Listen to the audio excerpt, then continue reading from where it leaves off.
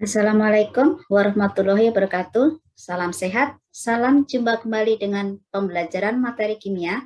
Pada kesempatan kali ini, kita akan membahas materi kelas 11 lanjutan untuk persiapan ujian sekolah.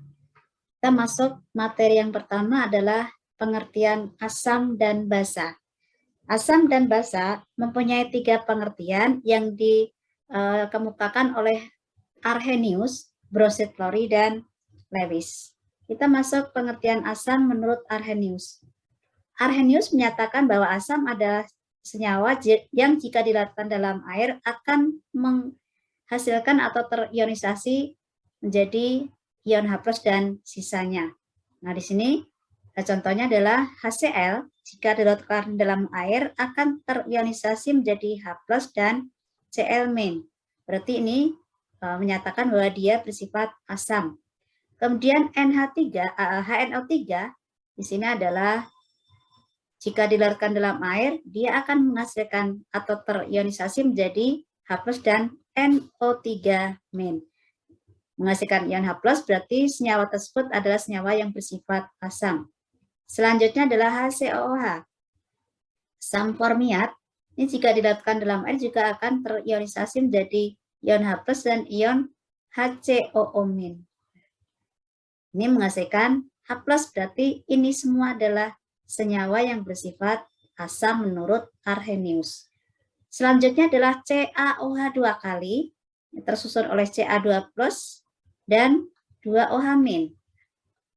Menghasilkan ion OH- berarti dia bersifat basa menurut Arrhenius. Selanjutnya adalah NH3, jika dilarutkan dalam air akan menghasilkan ion NH4+, ini bisa dipecah menjadi NH3 dan H+. Ini pada mulanya adalah NH4+,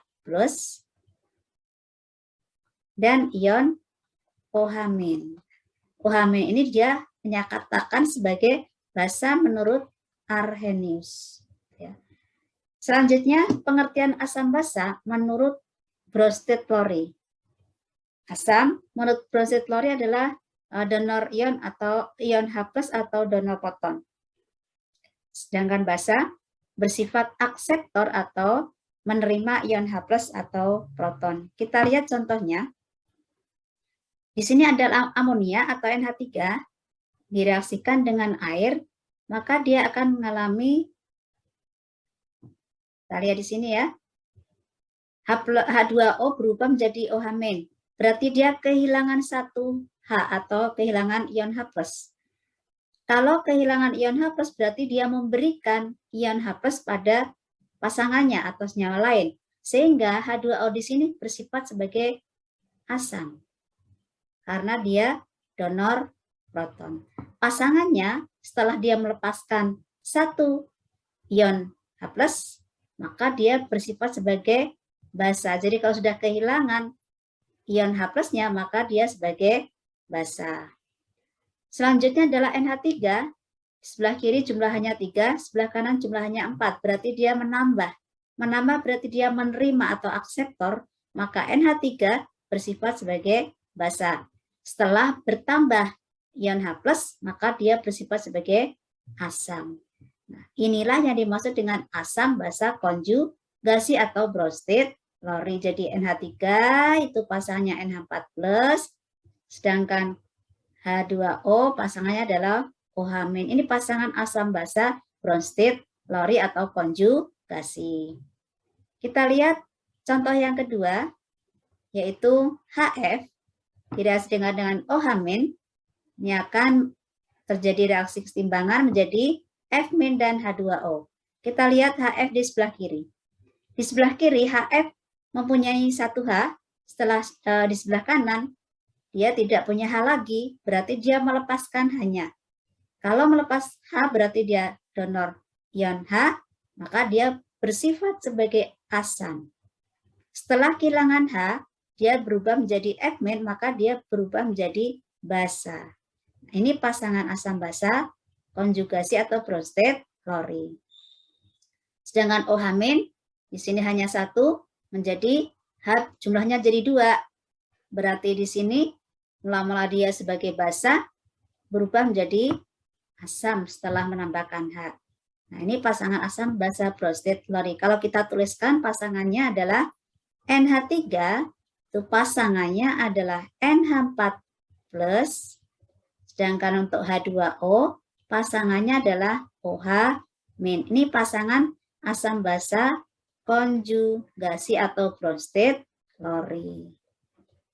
Untuk soal yang nomor 2 atau contoh yang kedua, pasangan asam basa konjugasi HF itu pasangannya adalah F-, sedangkan OH- ini pasangan adalah H2O. Ini pasangan asam basa konjugasi atau prostate lori. Selanjutnya, pengertian asam basa menurut Lewis. Asam itu adalah penerima pasangan elektron bebas, sedangkan basa itu donor pasangan elektron bebas. Kita lihat contoh NH3 dan BF3. Waktu belajar ikatan kimia di kelas 10, NH3 itu mengikat 3H, sedangkan N itu elektron valensnya 5, berarti sudah dipakai 3 dengan H, maka sisa 2. Ini adalah pasangan elektron bebas. Sedangkan BF3 itu B itu golongan 3, seperti ini, kemudian dia berpasangan dengan F, berarti dia punya tempat kosong atau ruang kosong. Ruang kosong ini akan menerima pasangan elektron bebas dari NH3 menjadi senyawa NH3BF3. Jadi kalau kita gambarkan, ini N, ini dengan H3, sedangkan ini B dengan F3. Ini menyatakan sebagai ikatan kovalen koordinasi, di mana N itu sebagai basa NH3-nya, sedangkan BF3 sebagai asam, karena dia menerima pasangan elektron bebas dari NH3. Ini adalah pengertian asam basa menurut Lewis. Selanjutnya kita masuk pada perhitungan pH asam dan basa. Pada contoh di sini ada 4 larutan, yaitu HCl, CaOH 2 kali, CH3COOH, dan NH3. Untuk menentukan manakah asam kuat basa kuat dan asam basa lemah, maka lebih gampangnya kita lihat dari angka yang ada dalam soal. Pada soal nomor 1, itu yang diketahui adalah konsentrasi larutan, tidak ada keterangan lain, misalnya alfa atau Ka maupun Kb. Berarti kita simpulkan dia sebagai asam kuat. Ini cara gampang kalau kita lupa mana asam kuat, mana asam lemah. Sehingga untuk nomor 1, karena kita mengetahui dia adalah asam kuat, maka mencari ion konsentrasi ion H+ itu adalah sama dengan konsentrasi larutan itu sendiri, yaitu M, di mana M-nya adalah 0,02. Kalau kita buat menjadi 2 kali 10⁻². Setelah ketemu konsentrasi ion H+, kita langsung bisa mencari harga pH-nya, yaitu min log konsentrasi H+, yaitu min log 2 kali 10⁻². Min log 10⁻² adalah 2. Jadi kalau misalnya 10 pangkat di log itu harganya sama dengan pangkatnya. Karena ini min jadi plus. Kemudian min log 2 kita dia tahu, kita tulis saja min log 2. Untuk mencari pH asam kuat. Yang nomor 2, CaOH 2 kali itu basa kuat. Jadi kalau misalnya tadi golongan 7 ketemu H itu menjadi asam kuat kecuali F. Kalau kita ingat, untuk golongan logam golongan 1 dan golongan 2 itu ketemu OH menjadi basa kuat kecuali Be dan Mg. Nah, CaOH di sini tidak ada Ka, berarti dia sebagai basa kuat. Maka konsentrasi kalau basa itu OH- sesuai teori Arrhenius dengan rumus B kali M. B itu adalah jumlah OH, yaitu 2. Sedangkan M konsentrasi dari larutannya, yaitu 10⁻². Kalau kita kalikan hasilnya 4 kali 10⁻². Sehingga kalau pH itu H+, kalau POH itu berarti min loh, OH min. Kita masukkan angkanya, berarti min log 4 kali 14 min 2. Sama dengan asam tadi, min log 14 min 2 adalah 2, jadi plus ya. Min log 4. Setelah ketemu pOH, baru kita cari pH di mana pH itu adalah 14 untuk basa ya, min pOH. 14 itu berasal dari PKW air. KW itu 14 min 14. Jadi kalau di log jadinya 14. 14 dikurang 2 min log 4. Kita kurung saja ini. 14 dikurangi 2 adalah 12. Min jadi plus log 4. Itu mencari pH asam kuat dan basa kuat.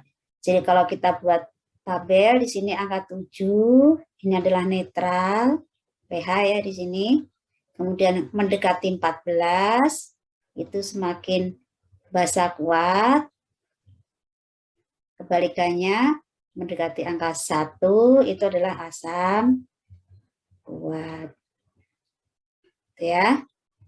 Saya mendekati 0 nih. Oke. Nah, dari sini kita lihat soal yang berikutnya adalah mencari pH dari CH3COOH. Di sini ada harga Ka, berarti kita simpulkan dia sebagai asam lemah. Di sini Ka-nya kecil. Maka untuk mencari asam lemah, H plusnya atau terionisasi sebagian, maka rumusnya adalah akar Ka kali M, di mana Ka-nya adalah 1,8 kali 10⁴ min 5, sedangkan molaritas larutannya 2 kali 10⁴ min 2. Kita lanjutkan, 1,8 kali 2 adalah 3,6, 10⁴ min 5, min 2 jadinya min 7. Kita akar. Nah ini 3,6 supaya bisa diakar, kalikan 3,6. Komanya mundur 1 berarti ini mundur lagi yaitu min 8. Akar 366, akar 10 min 8 adalah 10⁴ min 4. Setelah ketemu pH, kita lanjutkan mencari pH sama yaitu min log H plus, yaitu min log 6 kali 10⁴ min 4, yaitu 4 dikurangi log 6. Ini mencari pH asam lemah. Yang terakhir dari contoh adalah pH basa lemah, yaitu NH3, berarti OH min. Akar Kb kali M. Masukkan harganya. Kb-nya adalah 1 ya, kali 10⁴ min 5. Sedangkan konsentrasi larutannya 2 kali 10⁴ min 2. Maka akar 2 kali 10⁴ min 7. Supaya bisa diakar dan akarnya adalah bulat, bilangan bulat bukan pecahan, maka kita jadikan 20 kali 10⁴ min 8. Akar 20, 24 kali 5. Akar 10⁴ min 8 ini diakar. Akar 4 adalah 2. Akar 5 tidak tahu. Akar 10⁴ min 8 adalah 10⁴ min 4, yaitu 8 bagi 2. Setelah ketemu OH min, kita masukkan pOH-nya yaitu min log OH min, di mana OH min-nya adalah min log 2 akar 5 kali 10⁴ min 4. Maka kalau di log jadinya 4 min log 2 akar 5. Untuk basa, setelah ketemu pOH, kita cari pH-nya yaitu 14 dikurang pOH. pOH-nya 4, min log 2 akar 5, yaitu 14 dikurang 4 adalah 10. Min jadi plus 2 akar, log-nya 2 akar 5. Nah ini cara menentukan pH asam kuat, basa kuat, asam lemah, dan basa lemah. Kita lanjutkan ke trayek indikator. Di sini trayek indikator itu adalah beberapa pH batas atas, batas bawah dengan perubahan warna batas bawah, batas atas. Pada contoh soal di sini ada beberapa indikator yang digunakan dengan trayek pH yang berbeda-beda. Dari situ nanti kita akan memprediksi kira-kira berapa pH larutan yang diuji. Kita lihat di situ larutan X ditetesi dengan metil oren berwarna kuning. Metil oren berwarna kuning. Kuning itu batas atas berarti 4,4. Kalau batas atas berarti pH yang diukur berarti lebih besar dari batas atas itu. Jadi kalau warnanya adalah batas atas, maka pH yang diukur adalah lebih dari batas atas. Dengan metil jingga, metil merah, warnanya jingga. Jingga itu antara merah kuning. Maka larutan yang diuji pH-nya antara 4,4 sampai 6,2.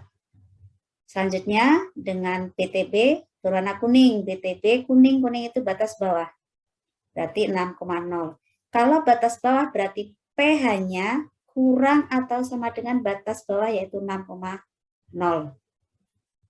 Sedangkan dengan PP, petalin tidak berwarna berarti batas bawah, berarti pH-nya kurang dari batas bawah.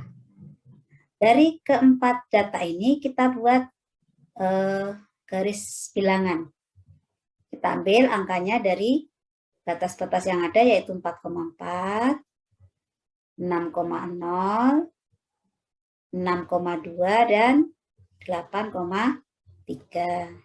Nah, dari sini kita lihat batas atas data 1 dulu, pH-nya lebih besar dari 4,4. Kita tarik di sini ya, berarti ke arah kanan. Kemudian data kedua, pH-nya antara 4 sampai 6, berarti antara 4,4 berarti di sini sampai 6 berarti di sini.